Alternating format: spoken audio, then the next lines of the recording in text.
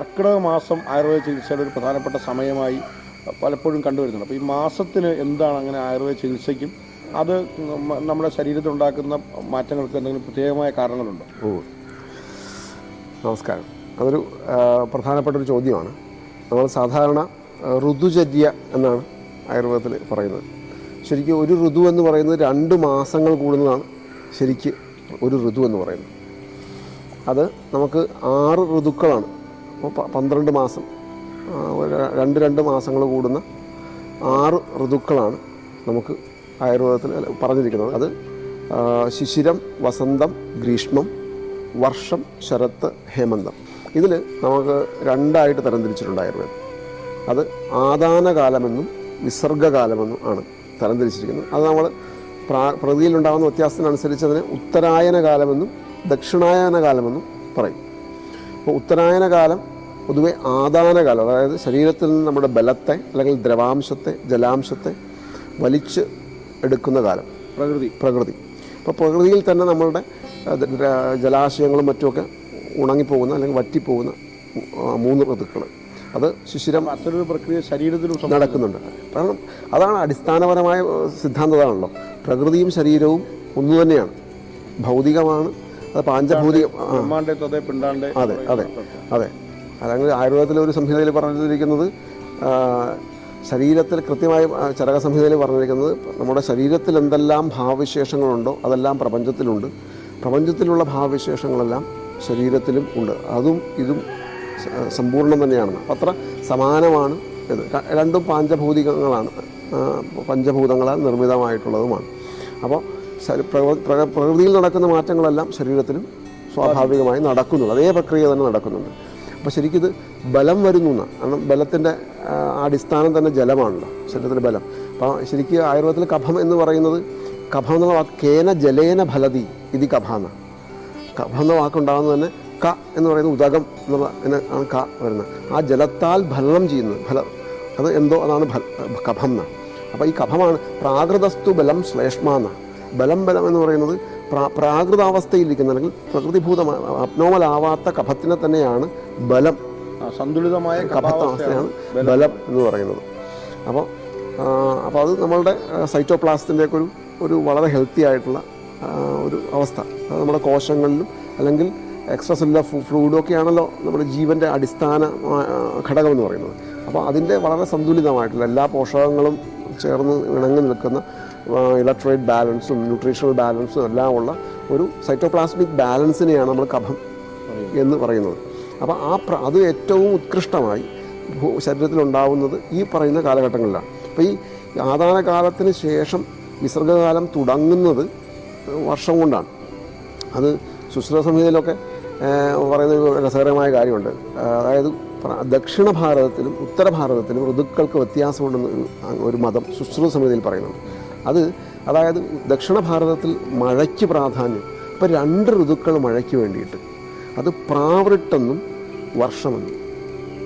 പ്രാക്വൃട്ട് ആദ്യത്തെ വർഷം തുടങ്ങുന്ന സമയം അന്നും, പിന്നെ ലെയ്റ്റ് റെയിനി സീസൺ എന്ന് പറഞ്ഞിട്ട് 2, അതായത് 4 മാസം നമുക്ക് ഇവിടെയൊക്കെ ഉള്ള പോലെ 4 മാസം നമുക്ക് മഴക്കാലമുണ്ട്. ഇവിടെ ഇപ്പോൾ വലിയ വർഷകാലമായിരിക്കും തന്നെ വടക്കേന്ത്യയിൽ ഉഷ്ണമാണ് അതെ വരുന്നത്. അതെ. അപ്പോൾ അവിടെ ഉത്തരേന്ത്യയിലുള്ള വ്യത്യാസം എന്ന് വെച്ചാൽ 2 ഋതുക്കൾ ഹേമന്തവും ശിശിരവും, അവിടെ മഞ്ഞുകാലമുണ്ട്. അപ്പോൾ അവിടെ മഞ്ഞുകാലത്തിന് പ്രാധാന്യം വരുമ്പോൾ ദക്ഷിണേന്ത്യയിൽ മഴക്കാലത്തിന് പ്രാധാന്യം വരും. അപ്പോൾ ആദാന കാലത്തിൽ നിന്ന് വിസർഗകാലത്തിലേക്കുള്ള ഒരു സഞ്ചാരം എന്നുള്ളതും, പിന്നെ ദക്ഷിണ ഭാരതത്തിൽ വിസർഗകാലത്തിന് മനുഷ്യന് ശരീരത്തിന് ബലം കിട്ടുന്ന കാലത്തിൽ ഏറ്റവും പ്രാധാന്യമുള്ള കാലം. കാരണം നമുക്കിവിടെ മഞ്ഞുകാലം പ്രസക്തമല്ല, ഏതാണ്ട് 10-25 അല്ലെങ്കിൽ ചിലപ്പോൾ 30 ഡിഗ്രി താപനിലയുള്ള സമയമാണ്. പക്ഷേ ഈ മഴക്കാലത്താണ് നമുക്ക് താപനില താഴുന്നത്, 20 ഡിഗ്രിക്കോ താഴേലേക്കൊക്കെ വരുന്നത് നമ്മുടെ നാട്ടിലൊക്കെ മഴക്കാലത്താണ്. അപ്പോഴാണ് നമുക്ക് കൂടുതലും കഫത്തിന് പ്രാധാന്യം വരുന്നതും ബലത്തിന് പ്രാധാന്യം കിട്ടുന്നതായിട്ടുള്ള സമയം. അപ്പോൾ അങ്ങനെ ഈ ദക്ഷിണ ഭാരതത്തിൽ പൊതുവേ ഈ മഴക്കാലത്തിന് പ്രാധാന്യം നൽകിക്കൊണ്ടാണ് ശരീരത്തെ ബലപ്പെടുത്തുന്ന ചികിത്സകൾ മുഴുവൻ ചെയ്യുന്നത്. അപ്പോൾ ഇവിടെ എന്തായാലും ഇപ്പോൾ നമ്മളിപ്പോൾ മർമ്മത്തെ അടിസ്ഥാനപ്പെടുത്തിയിട്ടോ അല്ലെങ്കിൽ ചക്രങ്ങളെ അടിസ്ഥാനപ്പെടുത്തിയിട്ടോ ഒക്കെ വ്യത്യസ്തമായിട്ടുള്ള ചികിത്സാ പദ്ധതികൾ ഒക്കെ നമ്മൾ ദക്ഷിണ ഭാരതത്തിൽ ഉണ്ടായിരുന്നു.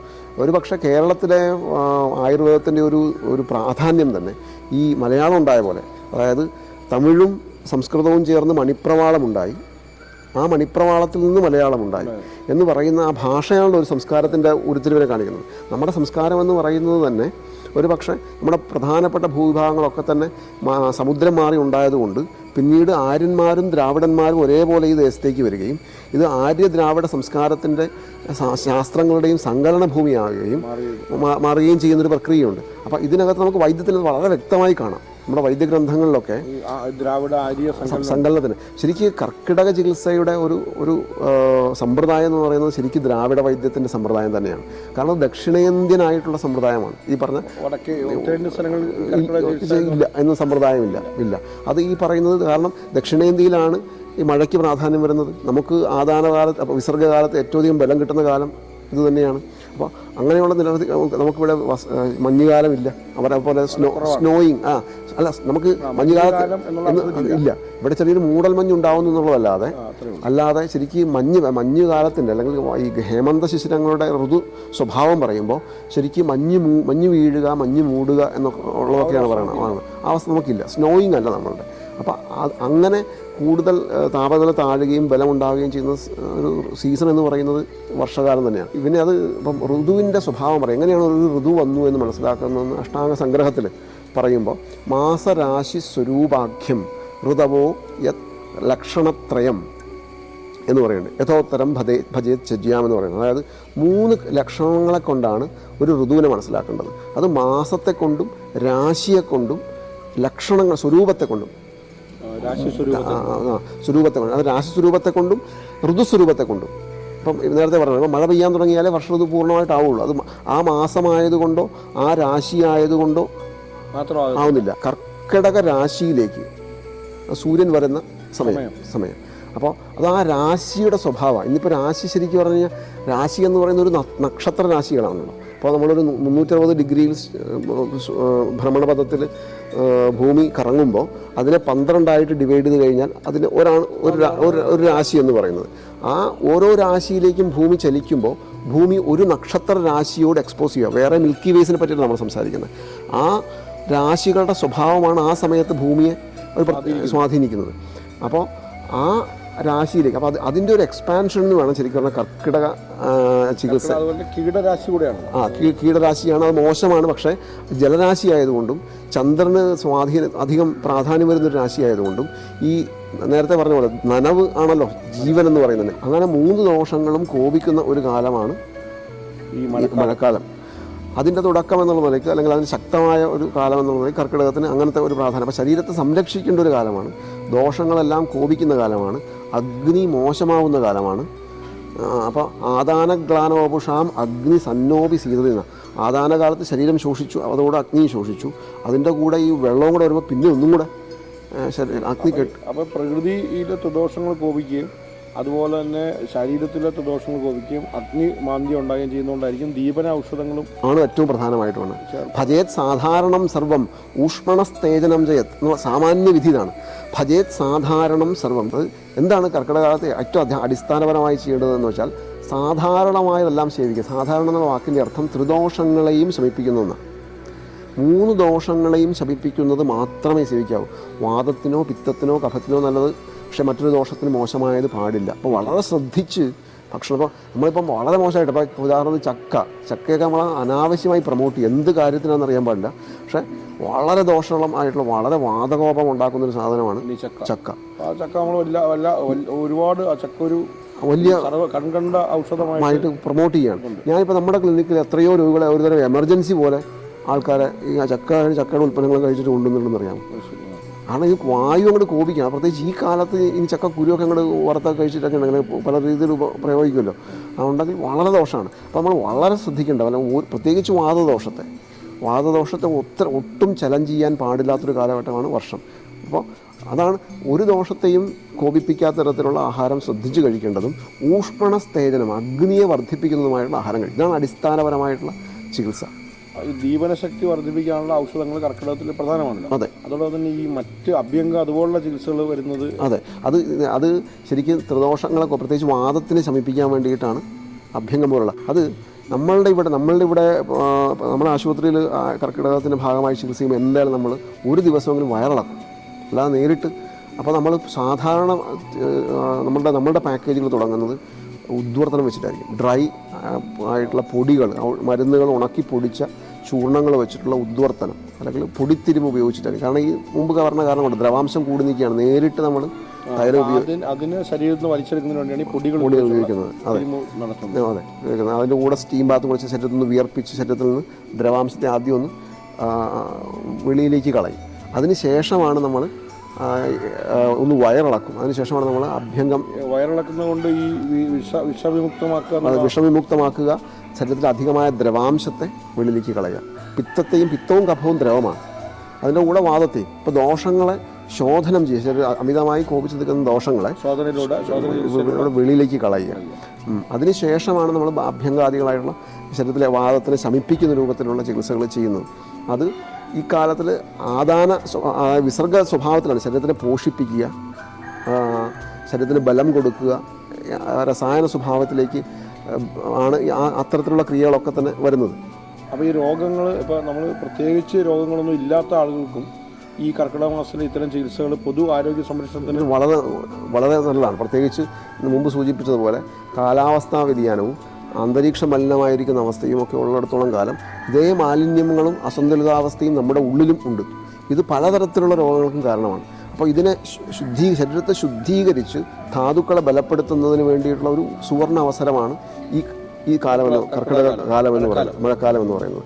അപ്പോൾ ആ സമയത്ത് അത്തരത്തിൽ നമ്മളുടെ രോഗത്തിനനുസരിച്ച് ഇപ്പോൾ ഒരു ക്വാളിഫൈഡ് ആയിട്ടുള്ള ഒരു ആയുർവേദ ഡോക്ടറെ കണ്ട്, നമ്മുടെ ശരീരപ്രകൃതി മനസ്സിലാക്കാൻ കഴിയുന്ന ഒരാളെ കണ്ട്, നമ്മുടെ രോഗം എന്താണെന്ന് മനസ്സിലാക്കാൻ കഴിയുന്ന ഒരാളെ കണ്ട്, നമ്മളുടെ ഋതുവിനും നമ്മുടെ ശരീരപ്രകൃതിക്കും നമ്മുടെ രോഗത്തിനും അനുസരിച്ച് അകത്തേക്ക് കഴിക്കാനായിട്ടുള്ള, നേരത്തെ പറഞ്ഞ അഗ്നിയെ ദീപിപ്പിക്കുന്നതിനും ശരീരത്തെ ശുദ്ധീകരിക്കുന്നതിനുള്ള ചികിത്സകൾ അകത്തേക്ക് കഴിച്ചുകൊണ്ട് നമ്മൾ ഇത്തരത്തിൽ ശരീരത്തെ ശുദ്ധി ചെയ്തുകൊണ്ട് ധാതുക്കളെ പോഷിപ്പിക്കാനും നമ്മുടെ മർമ്മങ്ങളെന്ന് പറഞ്ഞു കഴിഞ്ഞാൽ നമ്മുടെ പ്രാണൻ്റെ സ്ഥാനമാണ് മർമ്മം എന്ന് പറയുന്നത്. അപ്പോൾ ഈ പ്രാണസ്ഥാനങ്ങളെ ബലപ്പെടുത്താനും അല്ലെങ്കിൽ പ്രാണനെ തന്നെ ബലപ്പെടുത്താനും, ഇപ്പോൾ ഏറ്റവും ആയിട്ടുള്ള മർമ്മങ്ങളെന്ന് പറയുന്നത് ബ്രെയിൻ, ഹാർട്ട്, കിഡ്നിയാണ്. ത്രിമർമ്മങ്ങൾ എന്ന് പറയും. ശിരസ്, ഹൃദയം, വസ്തി എന്ന് സംസ്കൃതത്തിൽ പറഞ്ഞു. ഇതാണ് അപ്പോൾ നമ്മുടെ മർമ്മപരിപാലനം എന്ന് പറയാം. അപ്പോൾ നമ്മളെപ്പോഴും ഹാർട്ട് അറ്റാക്ക് ഉണ്ടാകാനോ അല്ലെങ്കിൽ സ്ട്രോക്ക് ഉണ്ടാവാനോ അല്ലെങ്കിൽ കിഡ്നി ഫെയിലിയർ ഉണ്ടാവാനോ ഒക്കെയുള്ള സാധ്യതകളെ ഇല്ലാതാക്കുന്നതാണ്. അതെ, കാരണം അത് മർമ്മത്തെ പരിപാലിക്കുക, മർമ്മങ്ങളിലേക്ക്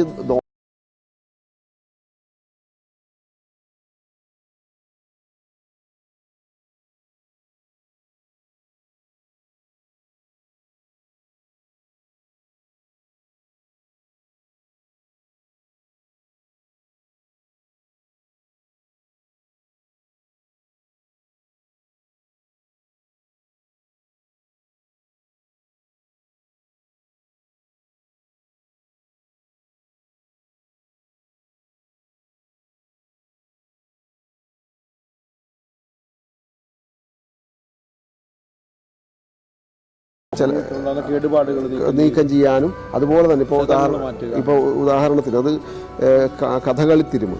കഥകളിക്കാരുടെ അവരുടെ ശരീരത്തെ വഴക്കമുണ്ടാക്കാൻ വേണ്ടിയിട്ട് വരുന്നു. കളരി അഭ്യാസികളുടെ വഴക്കത്തിന് വേണ്ടിയിട്ട് ചെയ്തു. അപ്പോൾ ഇത് സ്വസ്ഥവൃത്തത്തിൻ്റെ ഭാഗമായിട്ട് ഒരു പ്രത്യേക തരത്തിലുള്ള തൊഴിലോ അല്ലെങ്കിൽ മറ്റ് അഭ്യാസങ്ങളോ ഒക്കെ ചെയ്യുന്ന ആളുകളെ അവരുടെ ശരീരത്തിന് ഒരു പക്ഷേ ഒടിവോ ചതവോ അങ്ങനെയുള്ളതിൽ നിന്ന് ക്ഷതം വരും. ഇപ്പോൾ കഥകളിക്കാരൻ ചില പോസ്റ്ററുകളിലൊക്കെ മണിക്കൂറുകളോളം നിന്നിട്ട് വേണമായിരിക്കും അവർ ചില കാര്യങ്ങൾ ചെയ്യാനായിട്ട്. അവരുടെ കഥകളി കെട്ടുകളെന്ന് പറയുന്നത്, കഥകളി കെട്ട് തന്നെ മർമ്മക്കെട്ടാണ്. ചില മർമ്മസ്ഥാനങ്ങളിലാണ് കെട്ടുന്നത്. പ്രാണനെ കെട്ടി നിർത്തുകയാണ്. കാരണം അത്ര ഭാരമൊക്കെ എടുത്ത് ചില പോസ്റ്ററുകളിൽ ഇരിക്കുകയാണ്. അപ്പോൾ അതിനെയൊക്കെ സംരക്ഷിക്കാൻ വേണ്ടിയിട്ടുള്ള തിരുമുകളുണ്ട്. അതായത് നമ്മളുടെ അത് ശരിക്കും പറഞ്ഞാൽ ഇപ്പോൾ ശരീരം അധ്വാനം ചെയ്യുന്ന ആളുകൾ, ഡ്രൈവ് ചെയ്യുന്ന ആളുകൾ, അങ്ങനെയൊക്കെയുള്ള ആളുകൾക്ക് ഇത്തരത്തിലുള്ള തിരുമുകൾ അവരുടെ ശരീരത്തിനെ പ്രൊട്ടക്റ്റ് ചെയ്യാൻ വേണ്ടിയിട്ട് ഉപയോഗിക്കാം. ചില അവസ്ഥകളിൽ ചില പ്രത്യേക തിരുമുകൾ അസുഖത്തിനെ മാറ്റാൻ വേണ്ടിയിട്ട് നമുക്ക് ഉപയോഗിക്കാം. എന്തായാലും നമ്മളുടെ ശരീരത്തിലെ നമ്മുടെ കേരളീയമായിട്ടുള്ള തിരുമ സമ്പ്രദായത്തിൻ്റെ സ്വഭാവം എന്ന് പറയുന്നത് ചില മർമ്മസ്ഥാനങ്ങളിലൂടെ, മർമ്മനാഡികളിലൂടെ അമർത്തി തിരുമി അതിൻ്റെ ചില അടങ്കൽ മുറകളും അല്ലെങ്കിൽ ചില ഞരമ്പര സമ്പ്രദായങ്ങളും ഒക്കെ ഉൾപ്പെടെയുള്ള നമ്മളുടെ വളരെ ദക്ഷിണേന്ത്യനായിട്ടുള്ള ദ്രാവിഡമായിട്ടുള്ളൊരു സമ്പ്രദായം നമുക്ക് ഉണ്ട്. അത് തീർച്ചയായിട്ടും നമുക്ക് വെളിയൊന്നും നോർത്ത് ഇന്ത്യയിലൊന്നും കാണാനില്ല. ആ സമ്പ്രദായമല്ല. അല്ല, ഇപ്പോൾ ഈ നമ്മളിപ്പോൾ ഒരു വർഷത്തിലിപ്പോൾ ഒരു 3 ദിവസം അല്ല 5 ദിവസം 7 ദിവസം അങ്ങനെ പല ദിവസങ്ങളുള്ള ഈ കർക്കിടക ചികിത്സ ചെയ്യുന്നു. അപ്പോൾ അങ്ങനെ ചികിത്സ ചെയ്യുമ്പോൾ നമ്മളിപ്പോൾ ഡോക്ടർ പറഞ്ഞതും അല്ലെങ്കിൽ ഇപ്പോൾ ഇവിടെ പറയാത്തതുമായ ഒട്ടനവധി ആരോഗ്യ ഗുണങ്ങൾ ഉണ്ടാകുകയും ശരീരത്തിലെ മർമ്മസ്ഥാനങ്ങൾ അതുപോലെ ശരീരത്തിലെ വിഷാംശങ്ങൾ നീക്കം ചെയ്യുക, ഇതെല്ലാം കൂടെ ചെയ്യുന്ന ഒരു ശരീരത്തിൻ്റെ ഒരു നവീകരണ പ്രക്രിയയാണ് നടക്കുന്നത്. അത് വരുന്ന അടുത്തൊരു വർഷക്കാലം വരെ നമ്മുടെ ശരീരത്തിന് ഇത് സംരക്ഷണം കൊടുക്കാൻ സഹായകരമാണ്. പ്രത്യേകിച്ച് ഈ കർക്കിടക മാസത്തിൻ്റെ സ്വഭാവം ഞാൻ മുമ്പ് സൂചിപ്പിച്ചതുപോലെ ഒരു ജല സ്വഭാവമാണ്. അത് ഹീലിംഗ് അല്ലെങ്കിൽ അത് ട്രാൻസ്ഫോർമേഷൻ ഇതിനൊക്കെ സാധിക്കുന്നതാണ്. അപ്പോൾ ശരിക്ക് ആ ഒരു രാശിയുടെ ബലത്തെ നമ്മൾ ഉള്ളിലേക്ക് ആ ഒരു സമയത്ത് ഉപയോഗപ്പെടുത്തിക്കൊണ്ട് അത് നമ്മുടെ ഏറ്റവും ആത്മീയമായ ട്രാൻസ്ഫോർമേഷനും കൂടെ കർക്കിടകത്തിന് സ്വഭാവമുണ്ട്. ആത്മീയമായ ആചാരങ്ങൾക്ക് പ്രസക്തമാണ് രാമായണ മാസം. അതെ, അത്തരം ആചരണങ്ങൾ വരുന്നത്. അതെ, ഇപ്പോൾ ഒരു ട്രാൻസ്ഫോർമേഷൻ, കർക്കിടകം ആ ഒരു ട്രാൻസ്ഫോർമേഷൻ്റെ ഒരു സമയമാണ്. അപ്പോൾ അങ്ങനെ ഒരു മുമ്പ് ചോദിച്ച ആ ഒരു പുനർജന്മം അല്ലെങ്കിൽ പുനരുജ്ജീവനം, ഇപ്പോൾ കർക്കിടകത്ത് ബലിയിട് അതൊക്കെ അങ്ങനെയാണല്ലോ. അപ്പോൾ അങ്ങനെയുള്ളൊരു ഒരു ചാക്രികമായൊരു പ്രക്രിയയാണ്. പിന്നെ ഒരു നമ്മളുടെ കലണ്ടറിൽ അവസാനിക്കുകയാണ്, അടുത്ത വർഷം ആരംഭിക്കുകയാണ്. അപ്പോൾ ഒരു സന്ധിയാണ്. അപ്പോൾ ഇങ്ങനെ പല കാരണങ്ങളാൽ ഇവിടെ നമുക്ക് പ്രപഞ്ചത്തിൽ നിന്ന് ശക്തിയെ നമ്മളിലേക്ക് എടുക്കാനുള്ള ഒരു പ്രത്യേക കാലഘട്ടമായിട്ടാണ് നമ്മൾ ഈ കാലഘട്ടത്തെ മനസ്സിലാക്കുന്നത്. ആ പ്രപഞ്ച ശക്തിയോട് കൂടി നമ്മളുടെ ചികിത്സകളെയും കൂടെ ചേർത്തുകൊണ്ട് നമ്മളുടെ മർമ്മസ്ഥാനങ്ങളെയും ആന്തരിക അവയവങ്ങളെയും ശരീരധാതുക്കളെയും ബലപ്പെടുത്തുകയും സംരക്ഷിക്കുകയും ചെയ്യുന്ന ഒരു പ്രക്രിയയാണ് ഈ കർക്കിടക മാസത്തിൻ്റെ ഒരു സ്വഭാവം. ഇപ്പം നമ്മളിപ്പോൾ ഈ സോഷ്യൽ മീഡിയയിലൊക്കെ കർക്കിടക ചികിത്സ പാക്കേജുകളുടെ ഒരു വലിയൊരു സമൃദ്ധമായ ഒഴുക്ക് നമുക്ക് കാണാം. അത് സ്വാഭാവികമായിട്ടും ഇത്തരം കാര്യങ്ങൾ നമ്മുടെ ഇന്നത്തെ ആധുനിക ജീവിതം സമ്മാനിക്കുന്ന ജീവിതശൈലി രോഗങ്ങളടക്കമുള്ള ഒരു വലിയ പ്രശ്നമാണ്. അപ്പോൾ അത്തരം കാര്യങ്ങൾക്ക് ഒരു ശമിക്കുന്നതിന് സഹായകരമായതുകൊണ്ടായിരിക്കണമല്ലോ ഈ സോഷ്യൽ മീഡിയയിൽ ഇത്തരം ഇത് വരുന്നത്. അപ്പോൾ ഇതിനകത്ത് ഈ പ്രായ വ്യത്യാസങ്ങളുണ്ട്. ഇപ്പോൾ നമുക്ക് ഇന്ന കർക്കിടക ചികിത്സ ചെയ്യേണ്ടത് കുട്ടികൾ, സ്ത്രീകൾ, വൃദ്ധർ, അങ്ങനെ പ്രായ വ്യത്യാസങ്ങൾ ഈ ചികിത്സയെ ബാധിക്കുന്നുണ്ട്. പ്രായ വ്യത്യാസം തീർച്ചയായിട്ടും. ഇപ്പോൾ പൊതുവെ ബാലന്മാരും വൃദ്ധന്മാരും അവർക്ക് ചെയ്യാൻ പാടില്ലാത്ത കുറേയധികം ചികിത്സകളുണ്ട്. ഇപ്പോൾ ഉദാഹരണത്തിന് ശോധനം എന്ന് പറയുന്നത് പൊതുവെ കുട്ടികൾക്കും ഒരുപാട് പ്രായമായവർക്കും ചെയ്യാറില്ല. കാരണം അസമ്പൂർണ്ണ ധാതുക്കൾ കുട്ടികളാകുമ്പോൾ വളർച്ച പ്രാപിച്ചിട്ടില്ല. ധാതുക്കൾ, അതായത് ടിഷ്യൂ ഗ്രോത്ത് ഫുള്ളായിട്ടില്ല. പ്രായമുള്ളവരാണെങ്കിൽ ഡീജനറേറ്റീവ് ചേഞ്ചസ് കൊണ്ട് ധാതുക്കൾ ശോഷിച്ചുകൊണ്ടിരിക്കുന്നു. ഈ രണ്ട് കാരണങ്ങളാലും ശരീരത്തിൽ ഒരുപാട് ബലത്തെ അല്ലെങ്കിൽ ദ്രവാംശത്തെ പുഷ് ചെയ്ത് വെളിയിലേക്ക് കളയുന്നു എന്നല്ല. അപ്പോൾ അതുകൊണ്ട് ഈ രണ്ട് പ്രായത്തിലുള്ള ആളുകൾക്കും ശോധന ചികിത്സ ഇല്ലാതെ വേണം നമുക്ക് ചെയ്യാനായിട്ട്. അല്ലാത്ത പോഷണ ചികിത്സകൾ തീർച്ചയായിട്ടും അവർക്കും ചെയ്യേണ്ടതുണ്ട്. അപ്പോൾ ശരിക്കും ആയുർവേദ പ്രാഗൽഭ്യമുള്ള ആയുർവേദ വിദഗ്ധൻ്റെ ഒരു ഡോക്ടറുടെ നിർദ്ദേശാനുസരണം മേൽനോട്ടത്തിൽ തന്നെ വേണം ഇത്തരം അത്. അതെ, തീർച്ചയായിട്ടും. അത് ഒരു പക്ഷേ അത് എല്ലാ ക്രിയാക്രമങ്ങൾക്കും ഒരു അർഹത്വവും അനർഹത്വവും പറഞ്ഞു ഇൻഡിക്കേഷൻസ് ആൻഡ് കോൺട്രാ ഇൻഡിക്കേഷൻസ് വളരെ വ്യക്തമായി പറഞ്ഞിട്ടുള്ള വളരെ ശാസ്ത്രീയമായിട്ടുള്ളൊരു സമ്പ്രദായമാണ് ആയുർവേദത്തിൻ്റെ. അപ്പോൾ അത് ശരീരത്തിൻ്റെ പ്രകൃത്യാവുള്ള പ്രശ്നം, ജന്മനാവുള്ള ചില വൈകല്യങ്ങളെ കൊണ്ടോ അല്ലെങ്കിൽ മുമ്പ് സൂചിപ്പിച്ച പ്രായം കൊണ്ടോ അല്ലെങ്കിൽ ചില അസുഖങ്ങളെ കൊണ്ടോ ചിലപ്പോൾ ഒരു ചികിത്സ ഒരാൾക്ക് ചെയ്യാൻ പാടില്ലാത്തതായിട്ടുണ്ടാവാം. ഇപ്പോൾ ഒരു കൂട്ടം ആളുകൾ ആയുർവേദത്തിനെതിരെ സംസാരിക്കുന്നത് നമ്മൾ കാണാറുണ്ട്. അതിന് പല കാരണങ്ങളുണ്ട്. അത് ശരിക്കും ശാസ്ത്രീയമല്ല. അവർ പറയുന്ന പല കാര്യങ്ങളും ശാസ്ത്രീയമല്ല. അതിന് പിന്നിൽ കൃത്യമായ ഫണ്ടിങ്ങോ അജണ്ടകളോ ഒക്കെ ഉണ്ട്. എങ്കിൽ കൂടി ഒരുപക്ഷെ അങ്ങനെയുള്ള ചില ഔട്ട്ലെയേഴ്സ്, ചില സംഭവങ്ങൾ ഉണ്ടാവാം. അത് പലപ്പോഴും നമ്മൾ അന്വേഷിക്കുമ്പോൾ ക്വാളിഫൈഡ് അല്ലാത്ത ആളുകൾ ചികിത്സകളുടെ ഫലങ്ങളായിട്ടുണ്ടാകുന്നതാണ്. കാരണം ഒരു ക്വാളിഫൈഡ് ആയിട്ടൊരു ഡോക്ടർക്ക് ഒരാളെ പരിശോധിച്ച് കഴിഞ്ഞാൽ അത് അവിടെ കൃത്യമായി ഇന്ന് ചികിത്സയാണ് ഇൻഡിക്കേറ്റഡ് എന്നും കോൺട്രാ ഇൻഡിക്കേറ്റഡ് എന്നും മനസ്സിലാക്കി തന്നെ വേണം ആയുർവേദ ചികിത്സകളും ചെയ്യാനായിട്ട്. അപ്പോൾ ഈ ചികിത്സകൾ നമ്മുടെ ശാരീരിക ആരോഗ്യത്തെ എത്രമാത്രം സ്വാധീനിക്കുന്നുണ്ട് ഡോക്ടർ പറഞ്ഞു. അതേപോലെ തന്നെ അതുമായി വളരെ ബന്ധപ്പെട്ടതാണല്ലോ ഇപ്പോൾ ഒരു ആയുർവേദം പറയുന്ന പോലെ പാത്രവും നെയ്യും പോലെ ബന്ധപ്പെട്ടാണല്ലോ മാനസികാരോഗ്യം. ഈ ചികിത്സകൾ, ഈ ചികിത്സയുടെ പൊതുവായ സ്വഭാവത്തിൻ്റെ റിസൾട്ടും ഒരു വ്യക്തിയുടെ മാനസികമായ ആരോഗ്യത്തെ ബലപ്പെടുത്തുന്നതിൽ വലിയ പങ്ക് വഹിക്കുന്നുണ്ട്. തീർച്ചയായും. അത് വളരെ നല്ലൊരു ചോദ്യമാണ്. അത് ഇപ്പോൾ നേരത്തെ സൂചിപ്പിച്ചതുപോലെ തന്നെ, അതായത് ശരീരശുദ്ധ്യ മനഃപ്രസാദം എന്നാണ് അടിസ്ഥാനമായി പറയുന്നത്. നമ്മൾ ശരീരം ശുദ്ധമായാൽ മനസ്സ് പ്രസാദമാവും. അതിപ്പോൾ നമ്മളിപ്പോൾ അറിയാം, നമുക്ക് ശരീരം എന്ന് പറയുന്നത് നമ്മുടെ മനസ്സ് ഇരിക്കുന്നൊരു വെസലാണ് അല്ലേ. നമ്മൾ ഒരു ചപ്പ് ചവറൊക്കെ നിറഞ്ഞ് വളരെ മെസ്സിയായി കിടക്കുന്ന ഒരു റൂമിനകത്തേക്ക് കയറി കഴിഞ്ഞാൽ നമുക്ക് മനസ്സിന് ഒരു അസ്വസ്ഥതയില്ല. വളരെ അടുക്കിപ്പെറുക്കി വളരെ മനോഹരമായൊരു മുറിക്കകത്തേക്ക് ഒരു വിളക്കൊക്കെ കത്തിച്ചിട്ട് മുറിയിലേക്ക് കയറി നമ്മൾ മനസ്സ് ശാന്തമാവും എന്ന് പറയുന്ന പോലെ മനസ്സിൻ്റെ ശാന്തി എന്ന് പറയുന്നത് ശരീരത്തിൻ്റെ ശുദ്ധിയാണ്. ശരീരശുദ്ധി ഉണ്ടായ നമ്മൾ എത്രയോ നമ്മളുടെ ആശുപത്രിയിൽ നമ്മളിപ്പോൾ കഴിഞ്ഞ വർഷം വന്ന രോഗികളുടെ സ്റ്റാറ്റിസ്റ്റിക്സ് നമ്മൾ എടുക്കുമായിരുന്നു. ഇന്നിപ്പോൾ ഡോക്ടറുടെ അടുത്ത് കൊണ്ടുവന്നു. അപ്പോൾ അതിനകത്ത് 30% രോഗികൾ വിദേശത്ത് നിന്ന് വന്നവരും ഇവിടെ ഇന്ത്യയിൽ നിന്ന് വന്നവരും മാനസിക രോഗങ്ങളുമായിട്ടാണ് നമ്മുടെ ആശുപത്രിയിൽ വന്നത് എന്ന് മനസ്സിലായി. അപ്പോൾ അതിൽ ആൾമോസ്റ്റ് 99% നമുക്ക് നല്ല റിസൾട്ടാണ്. അതിപ്പോൾ ശരീരത്തെ ശുദ്ധി ചെയ്യുക എന്ന് പറയുന്ന ഒരു കാര്യം. 2, ഇപ്പോൾ നമ്മുടെ മുമ്പ് സൂചിപ്പിച്ചതുപോലെ മർമ്മസ്ഥാനങ്ങളെന്ന് പറയുന്നത് വാതപിത്ത കഫങ്ങളുടെയും സത്വരജസ്തമസുകളുടെയും ആത്മാവിൻ്റെയും വിശേഷ സ്ഥാനങ്ങളാണെന്നാണ് ഒരു പ്രമാണം പറയുന്നത്.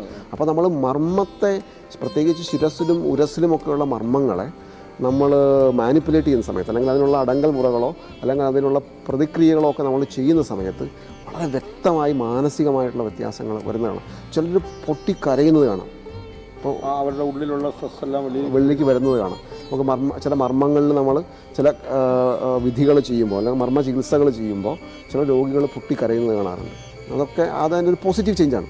എന്തോ നമ്മുടെ ഈ ചക്രങ്ങളും എല്ലാമായിട്ട് ബന്ധപ്പെട്ട് കിടക്കുന്നത്. അതെ തീർച്ചയായിട്ടും അതെ. അപ്പോൾ അത്തരത്തിൽ ഇപ്പം മർമ്മ ചികിത്സയിലൂടെയും നമുക്ക് മനസ്സിനെ ആയുർവേദത്തിൽ സ്വാധീനിക്കാം. ഈ ശോധന ചികിത്സയിലൂടെ മനസ്സിനെ സ്വാധീനിക്കാം. യോഗേന ചിത്തസ്യ എന്ന് പറഞ്ഞു, മുമ്പ് പറഞ്ഞതിന് ഉത്തരവും കൂടെയാണ്.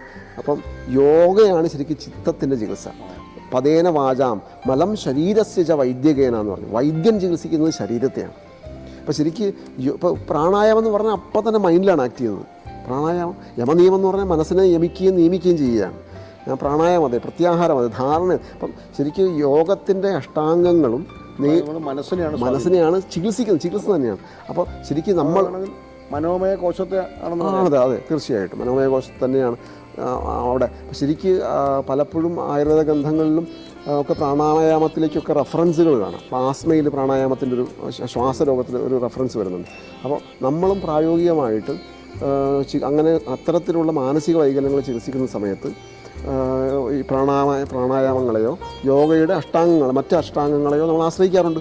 അപ്പോൾ ശരിക്കും നമുക്ക് വർഷത്തിൽ ഒരിക്കലാണെങ്കിൽ പോലും ഈ കർക്കിടക മാസം മഴക്കാലമാണ് ആരോഗ്യ സംരക്ഷണത്തിനുള്ള ചികിത്സകൾക്ക് ഏറ്റവും ഉത്തമമായ കാലം. അതെ. അപ്പോൾ ഈ കാലത്ത് ചെയ്യുന്ന ഒരു ചികിത്സ എന്ന് പറയുന്നത് ഒരു വർഷത്തിലേക്ക് നമുക്ക് വിസർഗം ചെയ്യാം. നമുക്ക് ബലത്തെ ഏറ്റവും നമ്മുടെ ഉള്ളിലേക്ക് സ്വാംശീകരിക്കാൻ കേരളത്തിൻ്റെ ഒക്കെ ഒരു അന്തരീക്ഷത്തിൽ ഏറ്റവും പറ്റുന്ന ഒരു കാലഘട്ടമാണ് ഈ കർക്കിടക കാലഘട്ടം.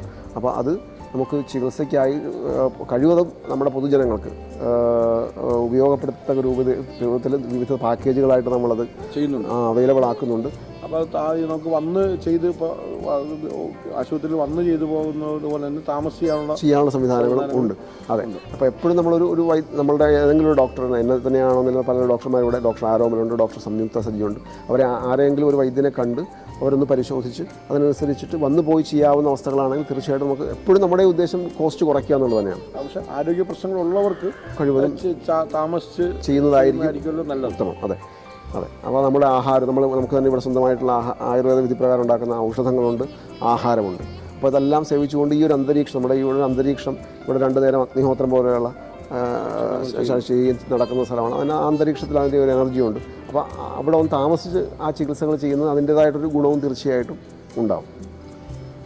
നമ്മൾ ഡോക്ടറുമായിട്ട് ഇത്രയും സമയം സംസാരിച്ചത് നമുക്കറിയാം. ആയുർവേദത്തിൻ്റെ ഗുണങ്ങളെക്കുറിച്ച് ഇപ്പോൾ വിശദമായി പറയേണ്ട ഒരു കാര്യമില്ല. ലോകം ഇന്ത്യയിലോ കേരളവുമല്ല, ലോകം ആയുർവേദത്തെ തിരിച്ചറിഞ്ഞുകൊണ്ടിരിക്കുന്ന ഒരു കാലഘട്ടത്തിലാണ് നമ്മൾ ജീവിക്കുന്നത്. അപ്പോൾ തീർച്ചയായിട്ടും നമുക്ക് ധാരാളം ആരോഗ്യ പ്രശ്നങ്ങൾ, ഇപ്പോൾ ഏറ്റവും അധികം ആരോഗ്യ പ്രശ്നങ്ങളാണ് ആളുകളെ വലയ്ക്കുന്നത്. അത് പ്രത്യേകിച്ചും ജീവിതശൈലി രോഗങ്ങൾ.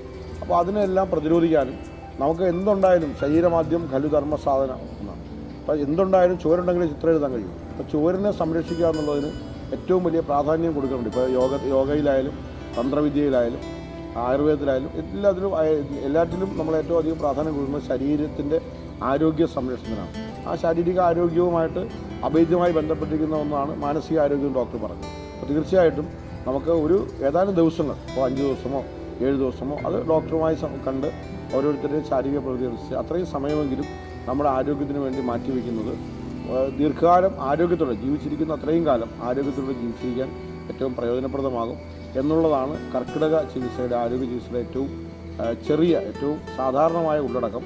ആ കാര്യങ്ങൾ ആളുകൾക്ക് മനസ്സിലാക്കുന്നതിനും ആ സമയത്തെ പ്രയോജനപ്പെടുത്താനും എല്ലാവർക്കും കഴിയട്ടെ എന്ന് ആശംസിക്കുന്നു.